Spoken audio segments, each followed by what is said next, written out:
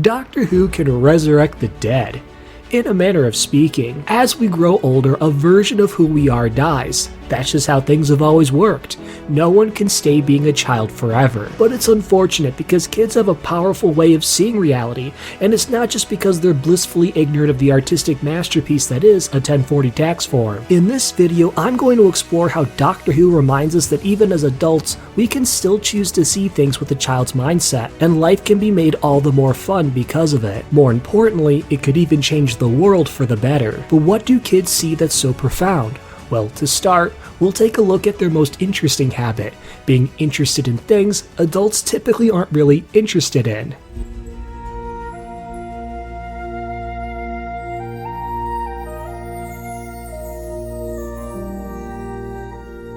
Listen, how am I going to react when I see this? Did you come about the crack of my wall? A great big threatening button. Why do we talk out loud when we know we're alone? The crack in your wall, does it scare you? Yes. Conjecture, Must be out of a scary crack in your wall. because we know we're not. If I see a great big threatening button, Everything's gonna be fine. Trust me. then I just want to do this. I'm the doctor.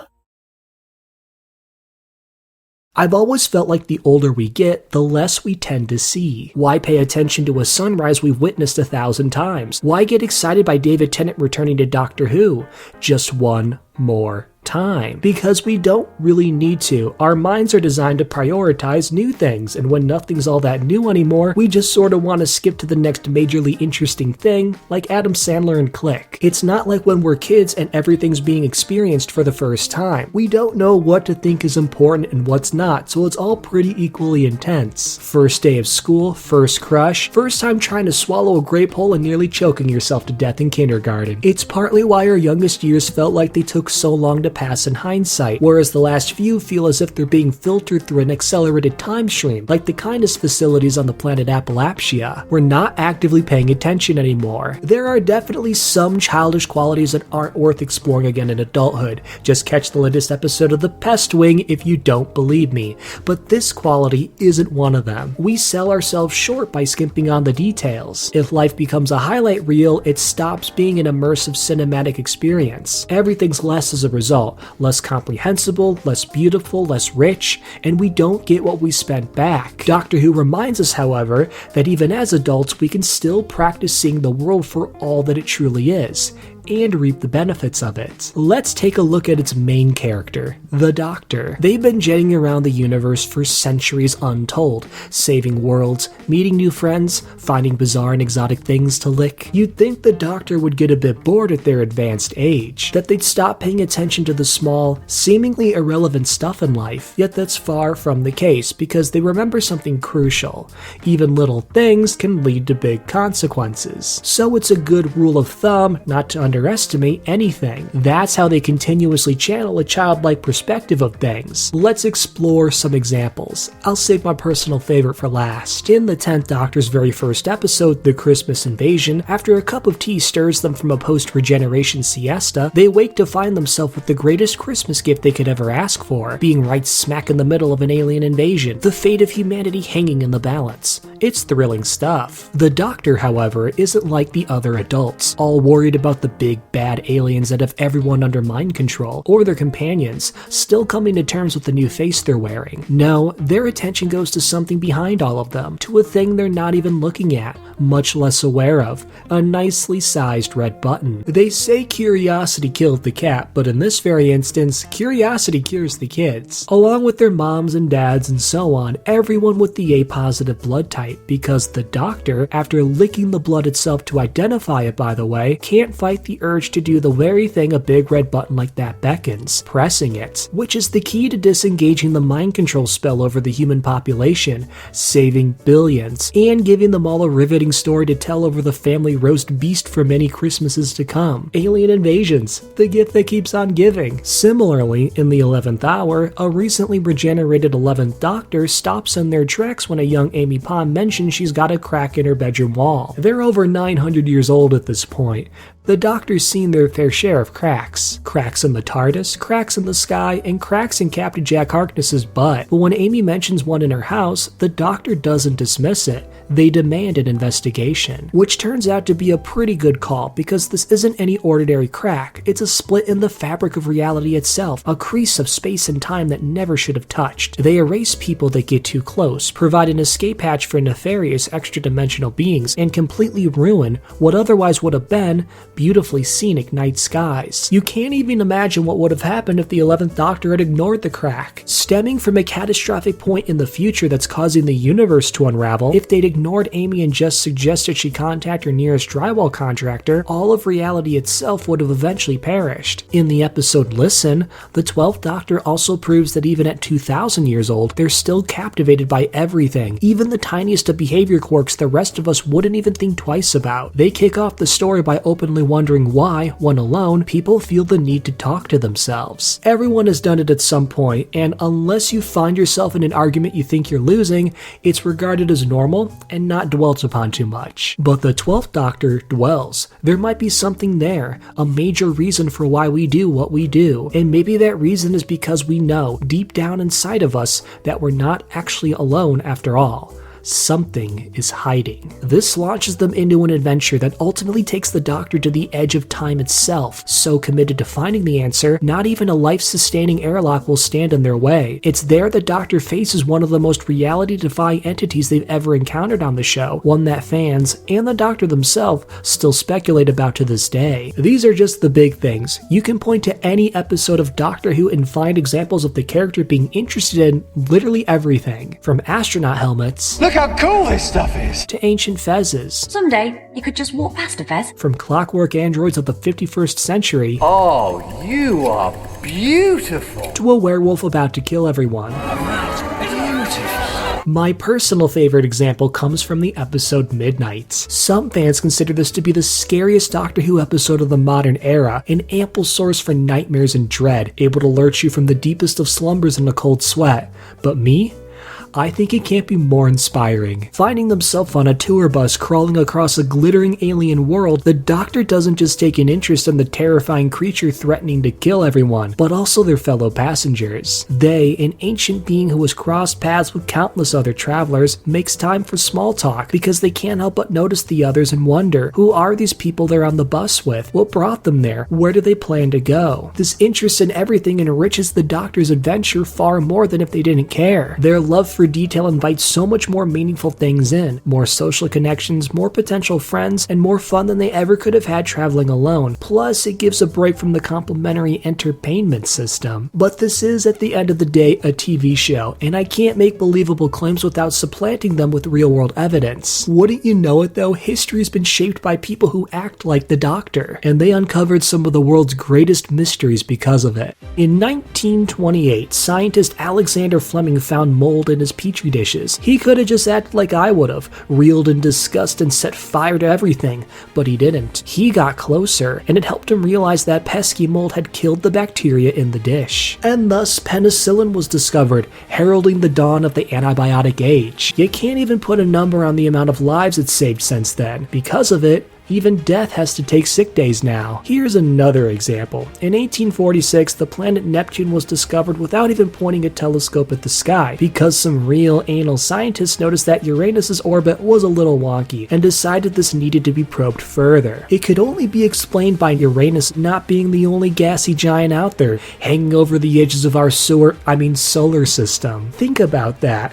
People discovered a whole other world, because they noticed some numbers related to another world over 1 billion miles away from us were a little weird. Talk about attention to detail. Me? When I went to drop off my old electric toothbrush at the local recycling center the other day, I couldn't start my car to leave, because I accidentally threw my keys away with it. Even further out than that is the cosmic microwave background radiation. It's not just a name that makes me crave popcorn when hearing it, it's actually one of the most profound discoveries ever. Two scientists in the 60s discovered it by accident, even thought for a while it might be pigeon poop interfering with their equipment. But no, that weird interference their radio antenna happened to be picking up were echoes from the dawn of existence. Today, our best proof yet, the universe began with a giant explosion, a big bang if you will. And even more importantly, it's what inspired showrunner Stephen Moffat's Series 5 finale of the show, where the Doctor has to reboot the entire universe with another big bang. Every great discovery that's ever been made, every widening of our collective consciousness as a species, has been spearheaded by people who took the time to notice the little things, who were in awe of the whole universe. Not just what they thought was the most interesting part, but having a heightened attention for the world around them isn't the only thing kids are good at, so is crossing the line. Did I ever tell you that I stole it? You stole a TARDIS and ran and ran. Next stop everywhere. I'm the Doctor, by the way. What's your name? Rose. Nice to meet you, Rose. Run for your life. Doctor who? Will you help me? What? What the hell is this place? It's called the TARDIS. Where do you want to start? Your choice. Wherever, whenever, anywhere. Time and space, everything that ever happened or ever will. This is New Earth. Welcome to the Rings of Akhaten. This is the gateway to everything that ever was, or ever can be. Oh, I'm the Doctor. I work in a shop now. It's like the university let you do whatever you like. You were going to give a lecture on quantum physics. You talked about poetry. Poetry, physics, same thing. When we're kids, we're not stuck in a box yet. By that I mean we're not constrained by the walls of adulthood. And by that I mean we're not surrounded by figurative lines that'd be extremely uncomfortable to cross over. Like our jobs, for instance. We've got to have a source of money to eat, pay bills, and buy Doctor Who merchandise with. But if we don't like the one we've got, well then we've got to tack on some extra hours to hone a completely new skill to find another. Interior design isn't going to teach itself. Our home is a wall. Literally two. There's a few of them. We've got to have somewhere to hang our trench coat, charge our sonic screwdriver, and shrug off the day's stresses with some quality entertainment. And the home also keeps away all the wacky, weird stuff the world wants to throw at us, like rain, mosquitoes, and companies trying to sell us the next lifestyle upgrade. Another is our established social circle, the friends and family we typically associate with. They're tried and true, perfectly willing to praise your Slovene cosplay costume you spent 10 months working on because they know if they didn't, it'd hurt your feelings. But someone new? They might not be so kind. They might do something horrible, like try to steal your thunder with their new and improved take on the 10th Doctor's wardrobe. These sorts of barriers create a framework in which adults operate, and because it's uncomfortable to leave, it's very easy to get cozy inside. It's not like how we are when we're kids, always dreaming of the possibilities, eager to explore, happy to meet someone new. Kids are just borderless in a way adults aren't because they haven't been constructed yet. But there comes a problem with living inside the box. We get stagnant. We stop growing and changing as an individual. And that's boring. However, Doctor Who reminds us that it doesn't matter if we're 9 or 900 years old. Borders are meant to be broken. Let's again look at the Doctor themselves. They're from an old stuffy planet called Gallifrey. They didn't even leave it to travel the stars until their first incarnation was well over 400 years old. An old man with the prestigious rank of Time Lord. The Time Lords can live for thousands of years, tens of thousands even if they don't spend their regenerations like dollar bills at a strip club. And their society is one of the most advanced civilizations in the entire show, having attained mastery over physics, even invented everyday things we take for granted, like black holes. It'd be all too easy to spend their lives comfortably observing the universe, never interfering, scrolling between worlds like the rest of us peruse Netflix, which most in fact do. But the Doctor? They were interested in footing that subscription cost. It's why they stole a spaceship called a TARDIS and sailed off to see the wonders of the cosmos. They don't just cross the figurative border set by their own people's culture, but the literal one too, skyrocketing to other planets, mingling with countless people, creatures, and lickable flat surfaces. All these things the Doctor experiences on their travels transform who they are. They go from an uptight senior citizen to someone of a much younger spirit, freely experimenting with their own personal style, struck dumb with awe at the new creatures they stumble upon, and eager to understand the new people they encounter along the way. A little bit of everything rubs off on them over the years, expanding their understanding of what life can be, making the Doctor more than they ever would have been if they just lived out the rest of their life on Gallifrey with the other Time Lords. They become a friend, a husband, a hero, a cautionary tale, a source of inspiration to the souls they touch across the heavens. even a dancing icon. Oh, baby, I'm feeling out of samba. Traveling also comes with new job opportunities. While they might have gone to the academy to become a Time Lord, over the course of their adventures, they're presented with ample opportunities to extend their resume, like becoming a tour guide or a toy store employee. Sometimes the doctor even literally is a doctor, like when they shrink down to creep inside a damaged Dalek to maybe, possibly figure out what's wrong with it and cure all the others of their seething hatred. Now that's what I call alternative medicine. The doctor flips between jobs like a bored kid trying to endure their math class by daydreaming about all the things they could be in the future. Each of these roles helps them grow as much as the new place they're visiting. But my personal favorite way the doctor steps across boundaries is through the friendships they're continuously making. You see, they don't hang around those boring old Time Lords, mostly because they all got killed in a massive war. The doctor must broaden their social circle by running around like a kid on the playground, striking up relations with anyone they think is a good time. Young kids don't overthink things. They're not picky or cliquey because they haven't yet been molded by society's expectations. If they meet someone and think they're fun enough, they're friends. Practicing this has opened the doctor to some of the most profound relationships they've ever had. They've grown to love their non-Time Lord companions, been saved by them, and even had some particularly feisty ones challenge the doctor when their judgment is clouded by stale Time Lord logic. I just want a mate. You just want to mate.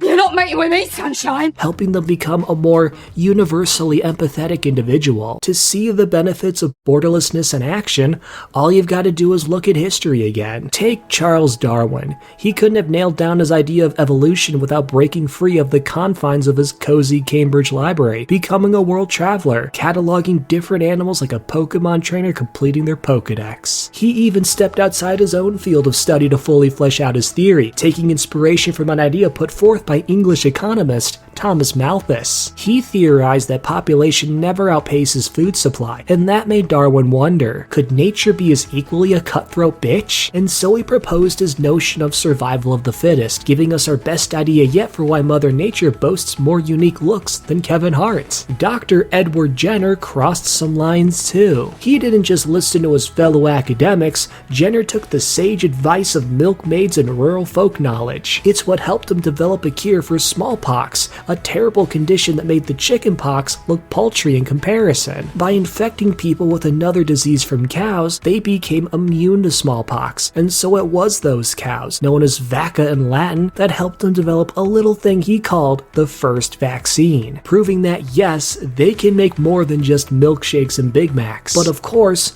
how can I go without mentioning the ultimate border crosser in this day and age, the closest thing we have to real-life spacefaring Time Lords. See, even as you're watching this video, there are 2 space stations whizzing by overhead at speeds measured in miles per second. They're so exclusive, so uncomfortably removed from our earthly plane, they make becoming a member of the Mile High Club seem like a common family affair. And being up there does something really special to the astronauts. It makes them experience something called the overview effect. I think the best way to describe it is your viewpoint changes. You realize just how special the place we are is. I mean, I remember floating there just thinking about, oh my gosh, everything is connected. If you could get 7 billion people to go up there and look down for just even 30 seconds, you would change them, all of them, forever. Exploration, exposure, escaping the confines of our box.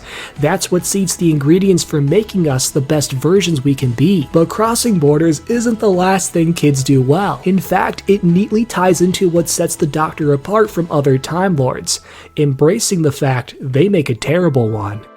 I'm the Doctor. I'm a Time Lord from the planet Gallifrey. I stole a time machine and ran away, and I've been flouting the principal law of my own people ever since. What was that? To be fair, they cut out all the jokes. What do you think? What do you think? That's what you're going with. State your name, rank, and intention. The Doctor. Why did you leave Gallifrey? Doctor. It's a boring place, Gallifrey. Fun. Let's have a random landing. Allons-y, allons-y. What is Sky made of? Lemon drops. Really? No, but wouldn't that be nice? You can be very silly sometimes, you know that.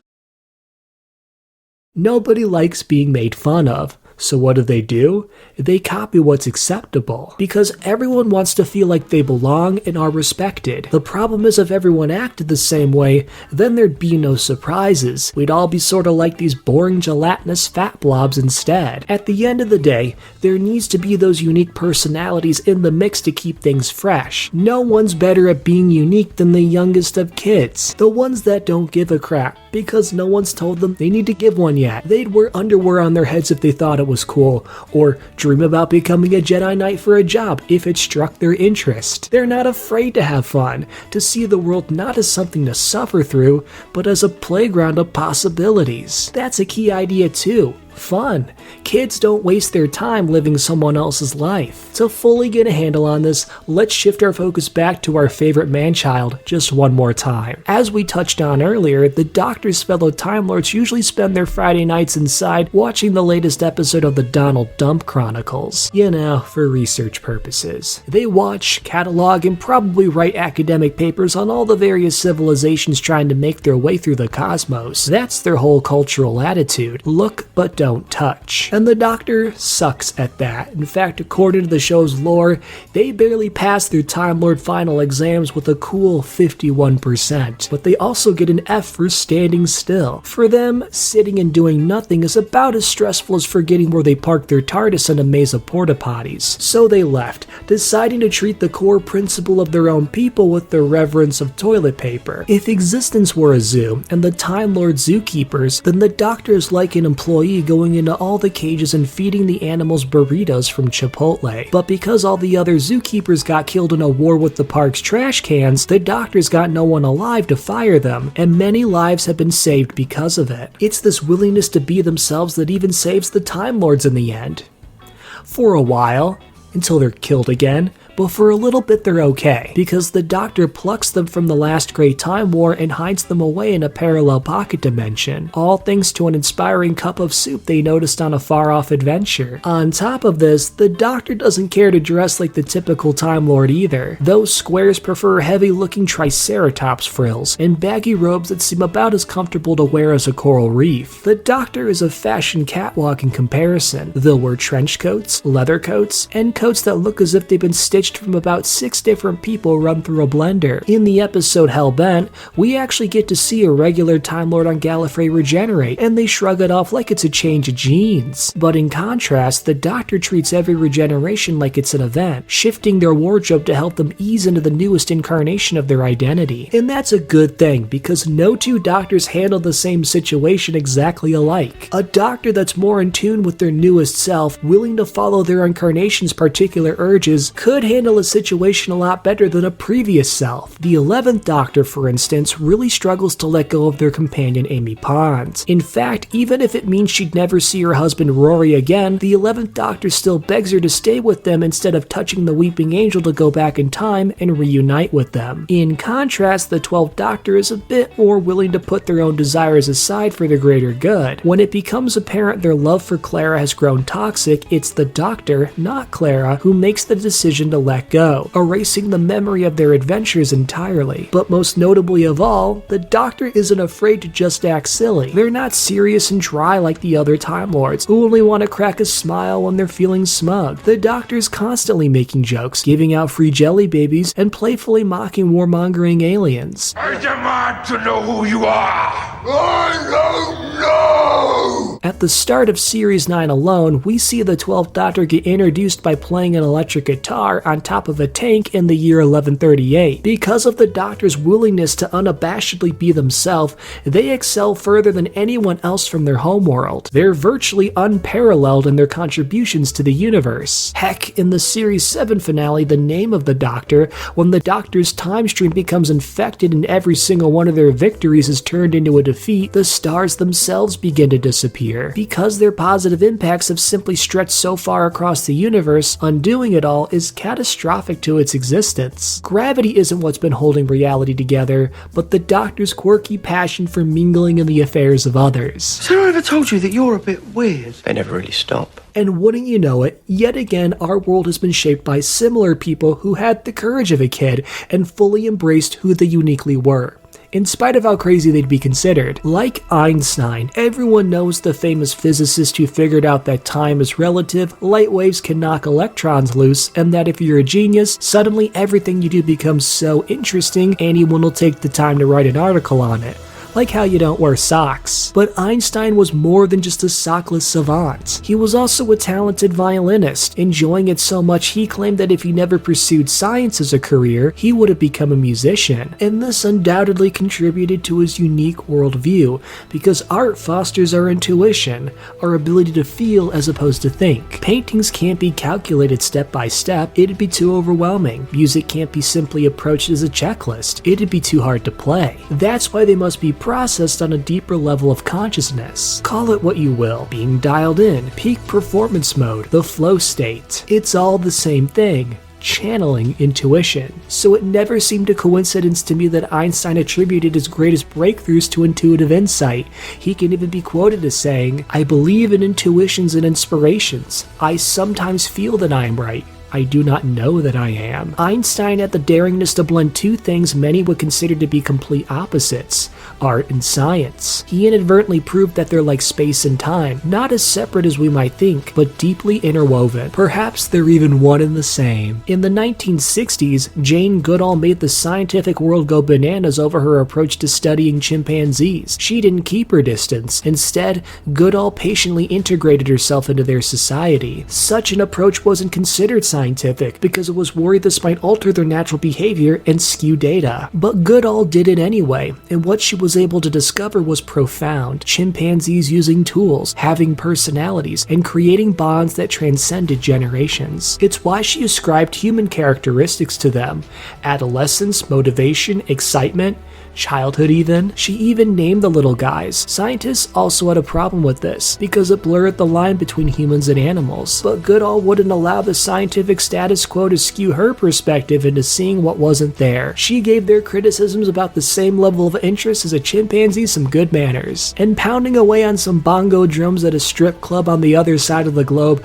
there was the famous Richard Feynman. While working on the Manhattan Project to develop the first atomic bomb to end World War II, when Feynman wasn't trying to calculate the magnitude of a nuclear explosion, he was refusing to wear safety goggles during tests, or playing pranks on other scientists that got him arrested, like leaving mysterious notes that made them think their research had been stolen by spies. Feynman didn't care what people thought of him. His only real interest was the universe itself. This curiosity of his, as integral to his personality as his silliness, directly led to some profound contributions to science itself. He created the Feynman diagram, which today helps scientists understand the wacky world of quantum electrodynamics, a field I can hardly spell, much less understand. He also figured out why the Challenger space shuttle tragically exploded, and has inspired generations of scientific truth seekers through his gift of being able to explain the complex workings of the universe simplistically. In spite of how hard it is to unravel the mysteries of the universe and get young people interested in studying them, Feynman tackled the problems anyway because it was his own unique idea of fun. Like the Doctor, these people never lost their authenticity even well into adulthood. They never fully forgot who they truly were, never let the limits imposed by their society keep them from contributing in their own way, and most exceptionally of all, they never lost their wonderment of the universe we're all falling through, and were better for it. That's why it's important we remember to be kids again. It's also important to remember that if you like this video, give it a thumbs up and consider subscribing to the channel. Check out my other Doctor Who videos too. If you do all that, I'll know I'll need to make more. Until then, if you'll excuse me, all this talk about childhood has made me want to do something I haven't done since I was a little kid. Steal my parents' credit card and buy Doctor Who merchandise from the internet. I wonder how much I can get for some classic products these days. I guess kids aren't the only thing that grow bigger.